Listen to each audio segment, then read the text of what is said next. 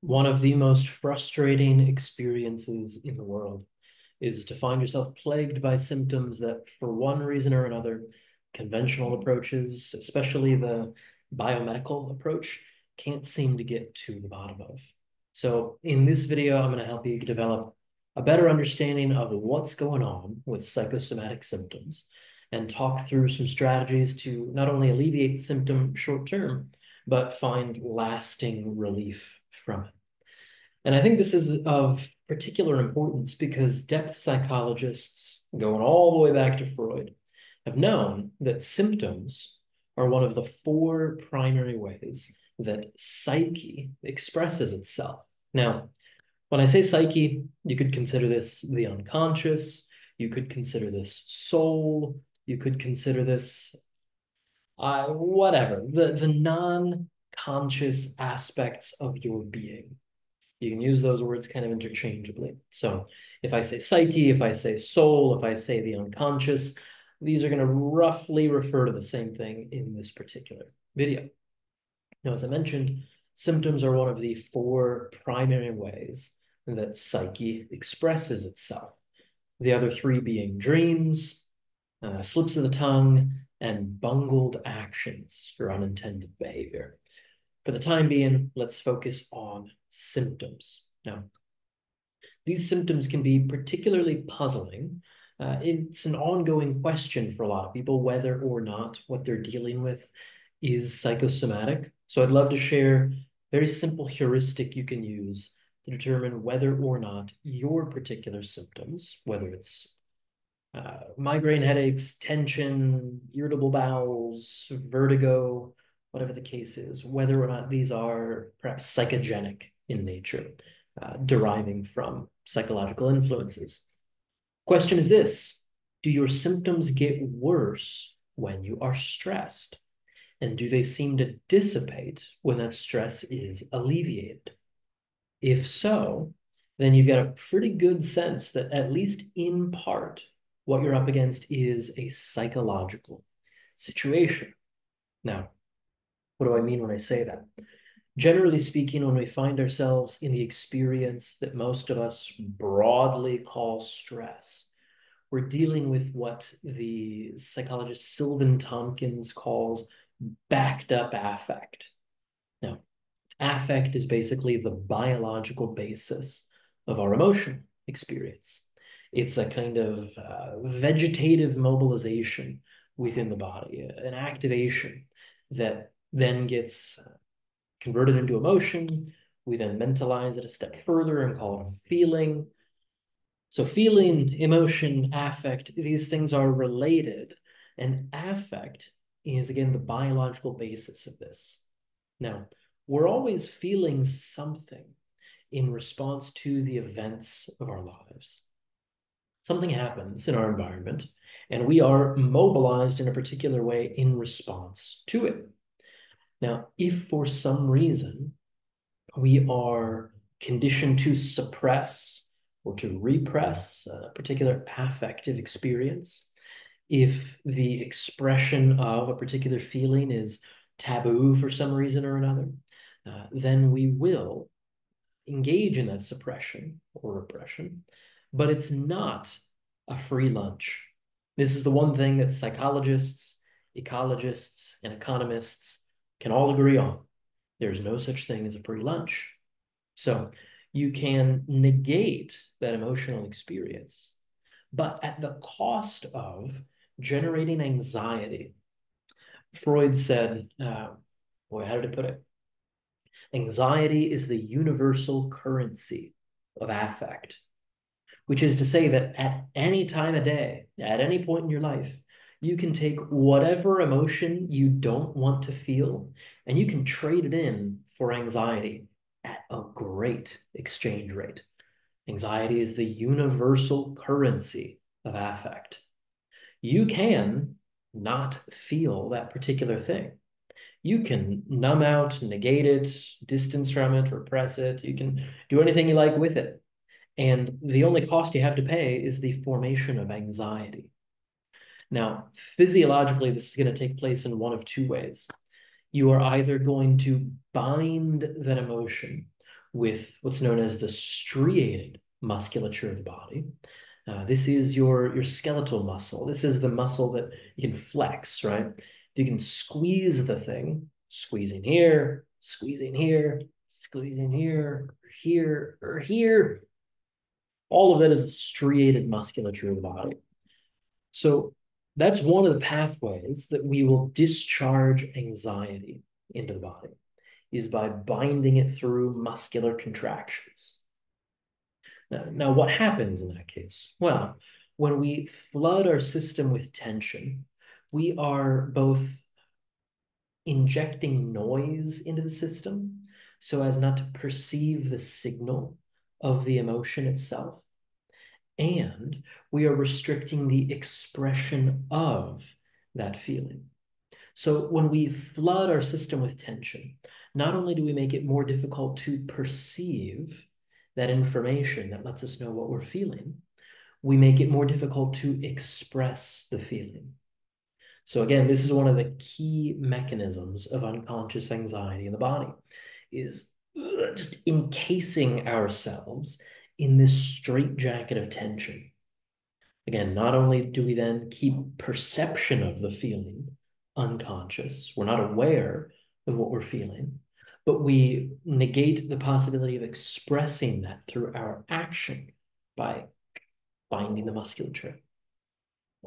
Now, I mentioned that striated musculature is one of the pathways of discharge of anxiety in the body. The other of these is a little more menacing. It gets discharged into the smooth musculature of the body. So this is one of the two primary types of musculature in the body. Striated, again, being the muscles you can flex. The smooth musculature, these are ring-like muscles found throughout the body.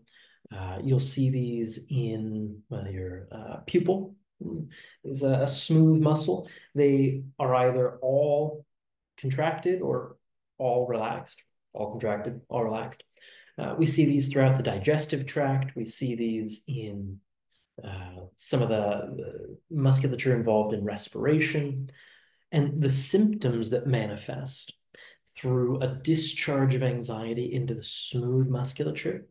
These are things like migraine headaches or vertigo when we constrict the flow of blood to the brain. These are things like irritable bowels. It could be nausea, it could be diarrhea, it could be, well, we typically call IBS in general. So when I'm working with clients, what I'll often see in terms of smooth musculature would be, again, migraine headaches, vertigo, irritable bowels, ear ringing or blurred vision, cognitive disruption like brain fog, fuzzy thinking. These kinds of things are all indicative of smooth muscular discharge. And again, the heuristic you can use to determine whether or not your particular symptoms are psychological in nature is to ask yourself, do they get worse when you're stressed? And do they dissipate when that stress is relieved? Now, let me introduce a huge cautionary note. I am not a medical professional. And if you are dealing with any of these things that could also be a biomedical issue, you want to go and get that checked out. However, if you're watching something like this, I'm willing to bet you've already gotten that checked out. So I'm just going to scurry on along here. If these symptoms get worse when you are stressed and they get better when that stress is relieved, what that lets us know is that there's something going on in your experience of stress that is contributing to the discharge of this energy into the striated musculature or the smooth musculature, which is to say, you are in the grips of unconscious anxiety. This is anxiety that manifests somatically through the formation of symptom, alerting you to the fact that there is something going on psychologically that, let's just say, you haven't yet found the means to deal with in a way that is less reactive and more responsible. That is, you haven't yet found your ability to respond. And instead, you have this unconscious reaction forming in the body. So how do we begin to work with this? Well, let's take a look first and foremost at the context in which these symptoms arise. So these symptoms don't manifest out of the blue. I'm willing to bet if you look back through the broad timeline of your life, there was a time in life when you noticed these things first coming into the foreground. Yeah. What was going on for you at that time? Or if it's a little hard to think in terms of the big biography, you could think about the most recent flare-up, the most recent incidents of these symptoms. Was this precipitated by a particularly stressful experience? And almost inevitably, we're going to find that there is some emotional conflict preceding the onset of the symptoms, both in terms of our overall biography and the more, I don't know, the more recent iterations of this, the specific scenarios where we experience a flare-up. So I find that bracketing the symptom this way goes a long way in terms of relieving the thing. Because again, many of us find that our symptoms can perpetuate, our anxiety can just overwhelm us if it seems like it's occurring at random or out of the blue. But if we're able to establish at least a basic causal model that says something like, boy, yeah, all of this like autoimmune stuff I'm dealing with, it all started right around the time that like my dad died when I was a kid. Or boy, it all seems to have started when I dealt with that experience of sexual abuse. Or wow, none of this really seems to have been an issue for me before the divorce and the burnout and all of this kind of thing. So if you can bracket your symptom that way and link it to a psychological stressor, that in and of itself can go a long way. Now, again, we could look at specific scenarios as well, which is to say, I don't know, a client brought to mind recently that his IBS flared up in the aftermath of a particularly stressful workshop that he was leading. And he became very critical with himself as well. He said, God, yeah, we could have done so much better. There was this that happened, and I know we could do better. Now, if you've watched my recent video on self-criticism, you'll know that this is often a direction of anger back toward oneself in order to preserve a valued relationship. Go figure. In that case, we also experience anxiety. We block the expression of an emotion out in the world. We keep it bottled up, contained, whatever the case is. And one of the ways that we do that is by discharging that energy into the tissues in the body. Again, striated musculature or smooth musculature. In this client's case, his IBS flared up, and the experience of anger toward his team and his clients bringing up these concerns. And he turned that anger inward. In particular, he turned it down into his gut. So you can check this out for yourself. What was going on in the broad context of your life? Who, what, when, where, when this symptom flared up? Now, the question, if you want to get through the anxiety and stop dealing with this, again, what Tompkins calls backed up affect, is to ask, what is the feeling that occurs to you now when you consider that situation? If this is a conflict with another person, I'll steer clients toward the question of, what do you feel toward that person for doing that thing? If this is the case of general life situations, a loss of someone, death, divorce, whatever the case is, what do you feel about the scenario? But what we want to get at is the labeling of an emotional experience. Generally, I find that the most conflicted emotions, the four that I see people struggle with, are anger, almost across the board. Grief tends to be a conflicted one, excitement, and enjoyment. Now, Anger makes sense. People tend to squash that because there are, as I've mentioned before, universal prohibitions against the expression of anger. Grief could be a little conflicted if, a parent says like, "I'll give you something to cry about," or there's the Western masculine ideal that says boys don't cry, that kind of thing. So anger and grief, those tend to make sense for people. We might wonder though, excitement, enjoyment, those things get repressed.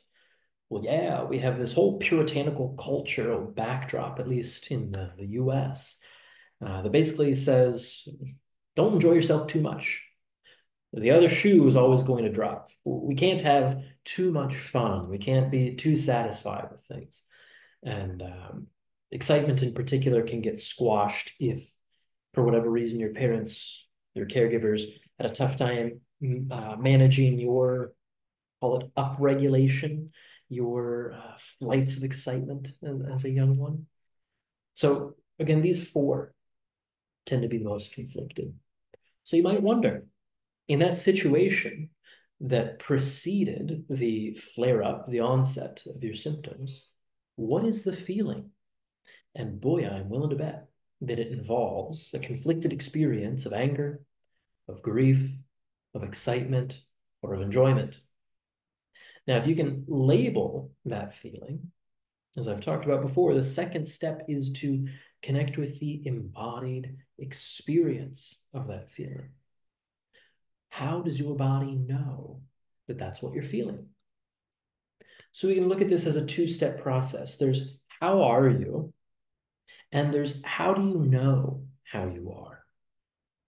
We have the top level identification of the feeling, and then we have the more bottom up kind of processing.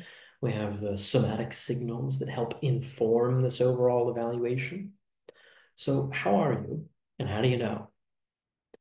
How are you feeling?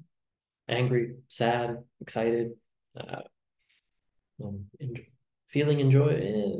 I think you get where I'm going with it. That one gets a little fuzzy for people sometimes. And then the embodied experience of the feeling. Again, emotions typically involve, as the word itself might suggest, a kind of movement of energy, emotion. Clever, right? But generally, they have some kind of internal moving experience. It's a dynamic experience. So if you can connect with the felt sense of that emotion, is it a tingly, bubbly, upwelling kind of excited feeling? Is it, oh, it's heavy, sluggish, downward kind of movement of sadness? Is it this up and out and directed kind of movement of anger? Is it on and on and on, this kind of diffuse, gooey quality of enjoyment? We get these felt senses of these emotions when we can connect with our bodily experience. And again, you want to be able to distinguish the felt sense of the emotion from the experience of anxiety, which is almost inevitably going to involve the constriction of tension, or, as we talked about, these symptoms: dizziness, blurred vision, brain fog, a migraine coming on, nausea kicking in. So as you explore the scenario in which this forbidden emotion came on the scene, do you notice these symptoms coming in too? If so, you've got a good indicator that there is something edgy for you about connecting with that emotional experience in that context. This really goes much better if you're working through this emotional experience with another person, a trained therapist, a coach, a loved one, whomever that's able to help you actually regulate yourself and ideally direct your attention toward the bodily experience. But here we are watching a video. This is the best we can do for the time being, perhaps. So if you can label the feeling, connect with the embodied experience, the next step is to at least imagine in fantasy what you would do if you were just possessed, totally taken over by that emotion, if it were to come out of you uncontained. So if you were excited, for example, and you were just flooded with excitement, if it just burst out of you, what would you do with that excitement? Giggle? Would you laugh? Would you run up and give someone a hug? Whatever the case is. Or if you are in the midst of anger, would you uh, pummel somebody? Would you strangle them? Would you light them on fire? Would you throw them over a railing? Whatever the case is. People shy away from the violent imagery, but everybody is subject to some kind of unconscious sadomasochistic conflict. The sooner you work through that shit, the better life gets, the more deeply loving your relationships with others can be too. I'll talk more about that at a later date. Sadness as well. What's the impulse of that? Generally, it's to cry, to grieve, to mourn, to wail, to do the Grecian thing and rip at our hair and beat at our chest. That's how we do right by what we've lost, as we express our grief. But what I think you'll find is that if you've successfully worked through these steps, labeling the emotion, connecting with the embodied experience, and following through the action impulse in fantasy, you will then find that the symptoms reduce dramatically. And I should say immediately. That is a really good sign that you have actually gone through these steps, is that you will notice an immediate reduction in the symptoms. Many clients find that after they have worked through these things, the symptom itself completely dissipates, and they're no longer subject to it. Because the moment that you can regulate your anxiety more effectively and connect with your emotional experience in those problematic situations, you're no longer then subject to the unconscious reactivity. Like, let's just say that the formation of anxiety in that tension or in those symptoms of the smooth muscular discharge, that's only necessary as a kind of stopgap measure.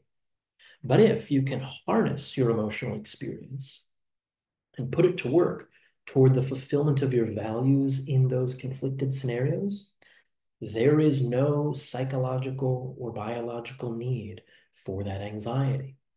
So again, this can be your rule of thumb for whether or not you've successfully worked through these steps.